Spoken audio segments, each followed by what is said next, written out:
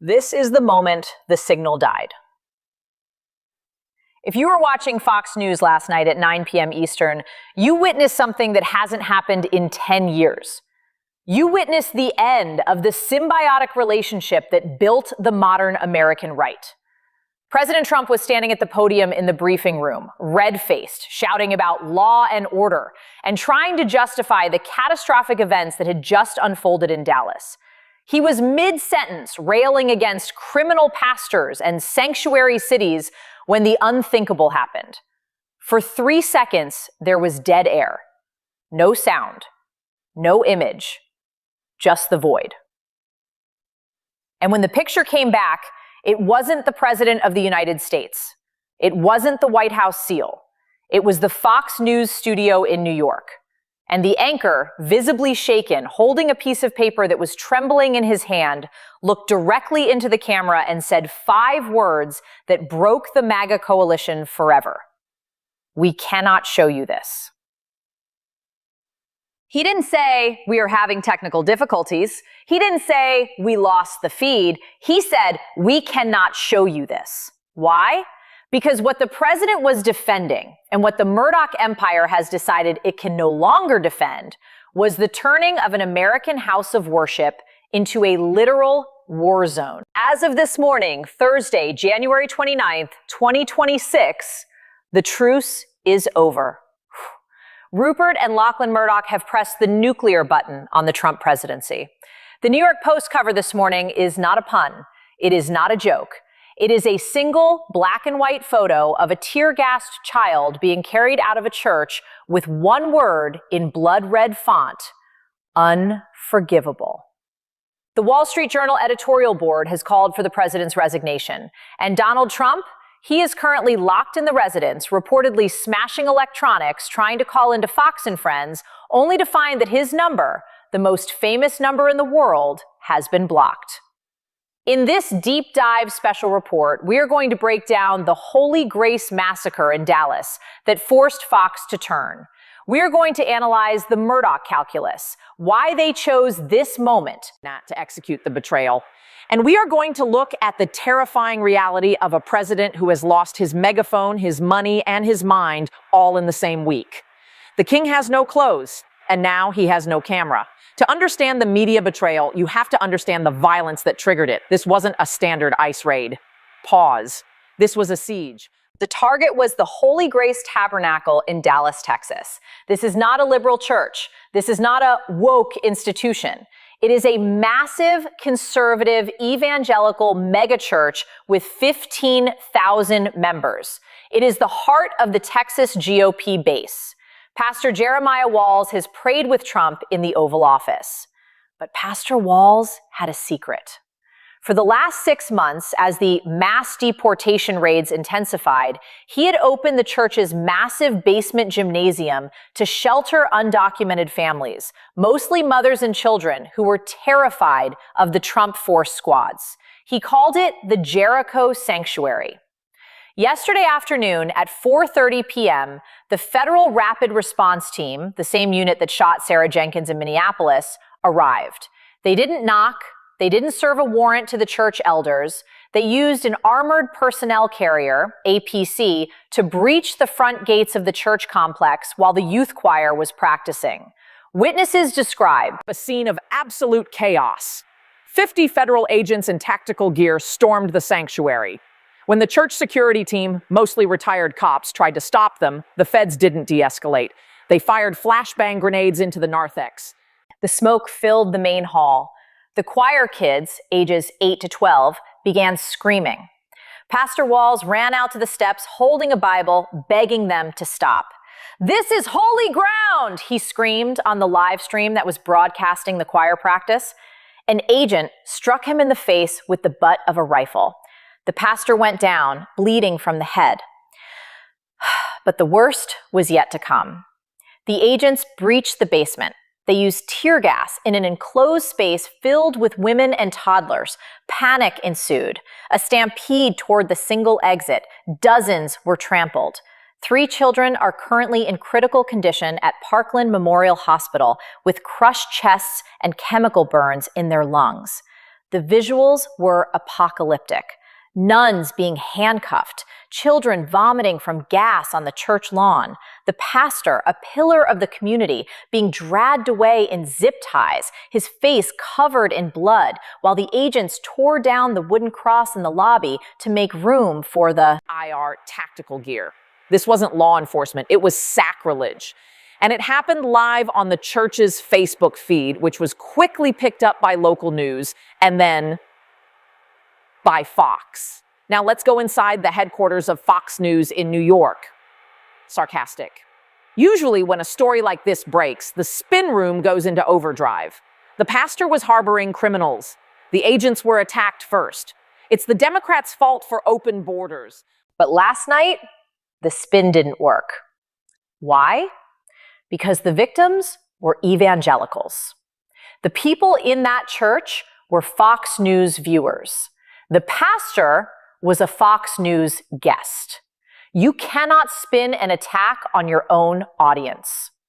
According to leaks from Vanity Fair and the Drudge Report, a conference call took place at 5 p.m. between Lachlan Murdoch, CEO, Suzanne Scott, Fox News CEO, and the top anchors.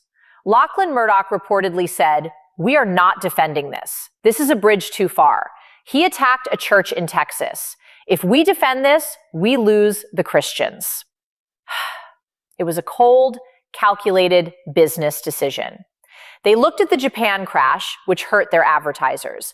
They looked at the nurse shooting, which hurt their suburban ratings. And they looked at the Holy Grace raid, which killed their religious credibility. They realized that Donald Trump had become a liability to the Fox Corporation. The order went down, cut him loose. The 9 p.m. bro. Broadcast was the execution. When Trump took the podium to defend the raid, calling the pastor a coyote and the children human shields, the control room in New York had the green light. They let him speak for 2 minutes, just enough to let him hang himself with his own cruelty, and then they cut the feed.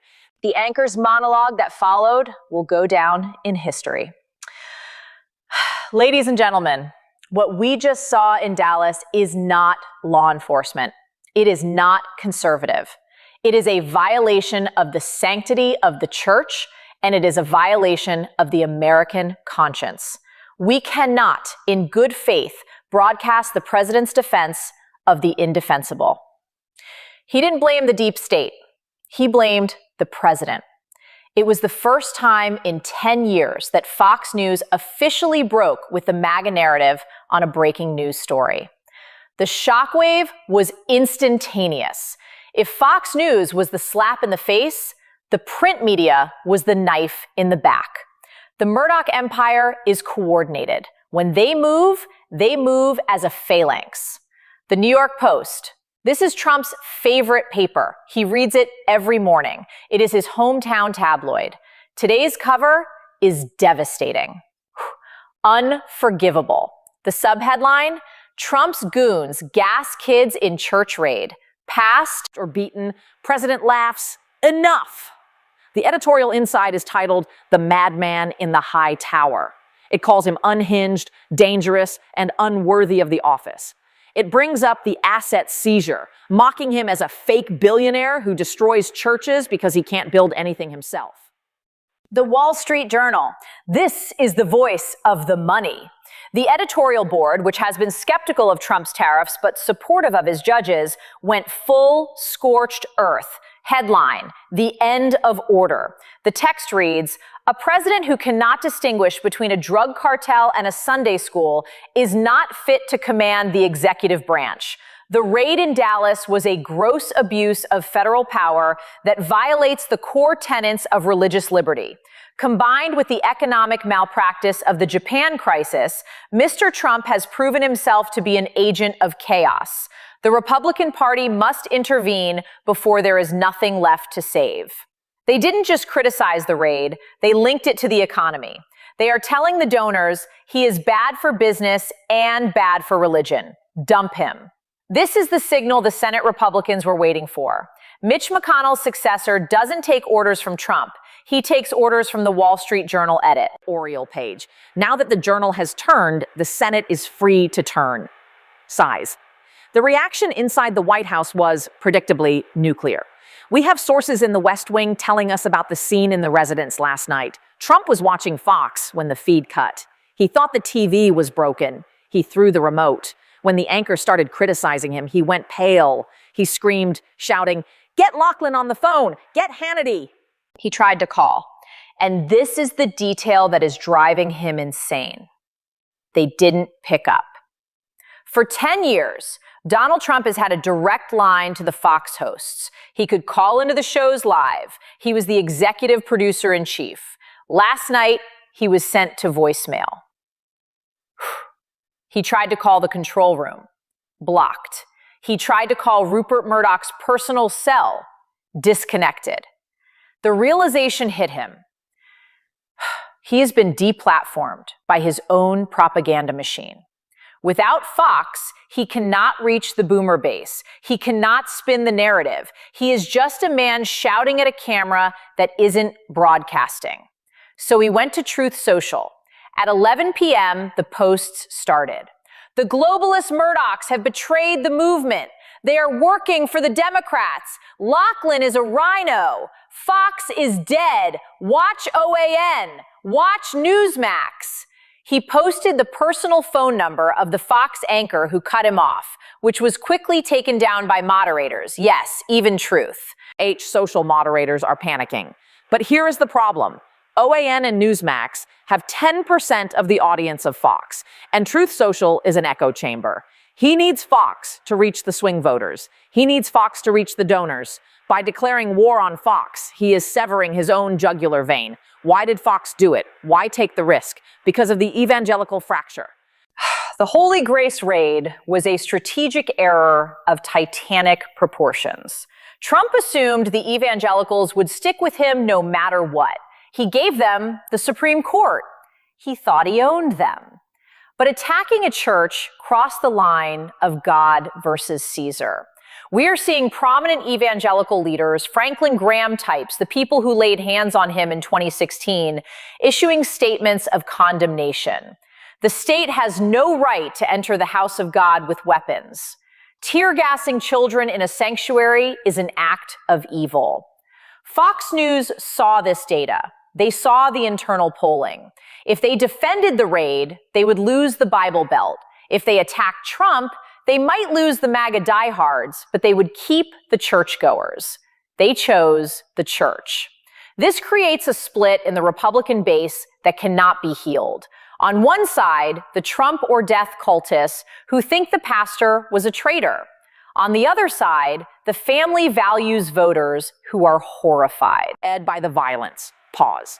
A divided base cannot win a midterm. A divided base cannot stop an impeachment. The legal ramifications of the raid are already hitting the docket. The American Center for Law and Justice, ACLJ, a massive conservative legal group, has announced they are representing Pastor Walz.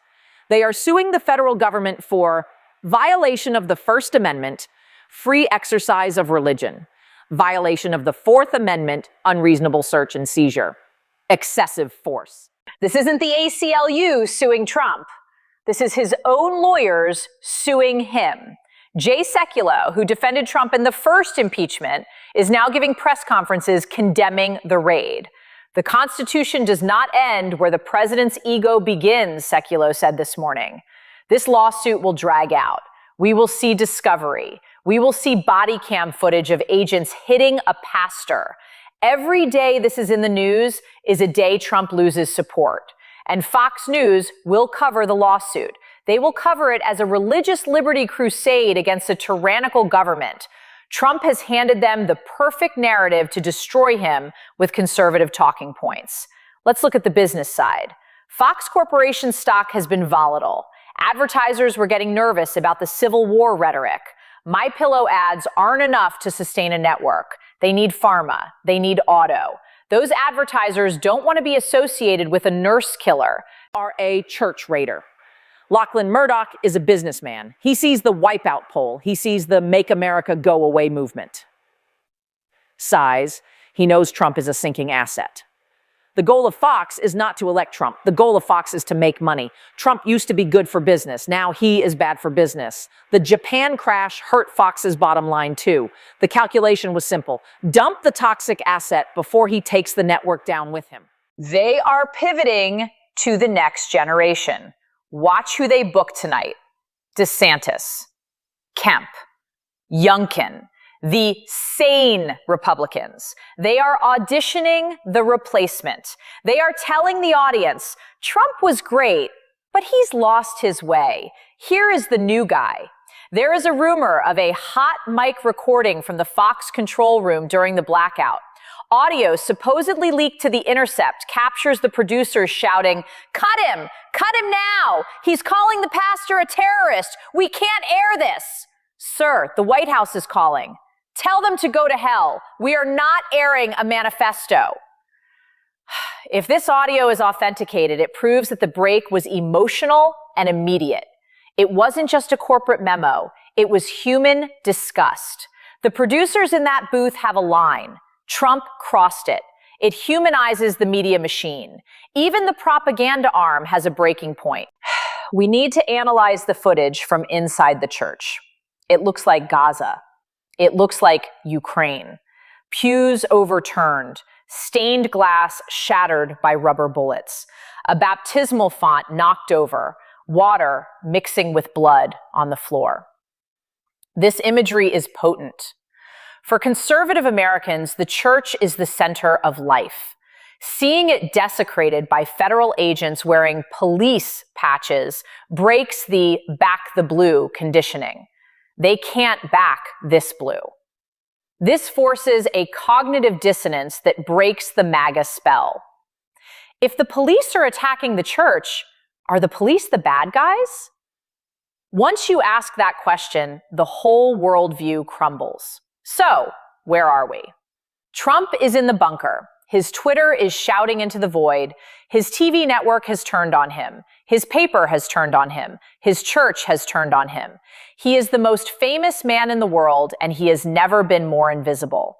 Without the amplifier of the Murdoch media, Trump is just a man in a room's grave. Aiming at clouds. The echo chamber has been breached. Reality is flooding in. And the reality is the raid on Holy Grace was the end of the holy alliance between Trump and the right. He traded the church for the police state. And in America, you never bet against the church. Subscribe. We will be covering the lawsuits. We will be covering the primary challenges that are about to start. Whispers, the king is dead. Fox News just buried him. Watch Ron DeSantis, or the 2026 equivalent. He is on Fox tonight. He will condemn the raid, but he will do it carefully. He will say, I would never let feds attack a Texas church. I believe in states' rights. He will position himself as the competent Trump. The Murdochs are going to pour billions of dollars of free airtime into the alternative. They will build the new savior in real time, right in front of Trump's face. And Trump will have to watch it from his residence, unable to call in and stop it. It is the ultimate torture for a narcissist, watching your replacement being groomed on your own show. Trump is telling people to watch OAN, but OAN has distribution problems. It isn't in every airport. It isn't in every waiting room. Fox is the ambient noise of America. If Trump loses the ambient noise, he loses the casual voter. He keeps the cult, but he loses the country. And you can't govern with 30% of the country, especially when you just tear gas the other 70%. There is a final terrifying angle. Trump might try to use the FCC to revoke Fox's license. He has threatened it before. They are broadcasting lies, treason.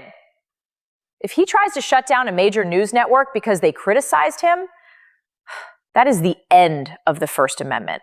That is the moment the Supreme Court has to step in. And remember, the Supreme Court is Catholic/evangelical. They saw the church raid too. They are not going to save him this time. Gorsuch, Barrett, Kavanaugh, they are religious. They are horrified. Trump has no allies left on the bench for this fight. The ICE Warzone wasn't just a raid. It was the moment the conservative movement decided to survive Donald Trump rather than die with him. The divorce is final. and Trump is not getting custody of the base.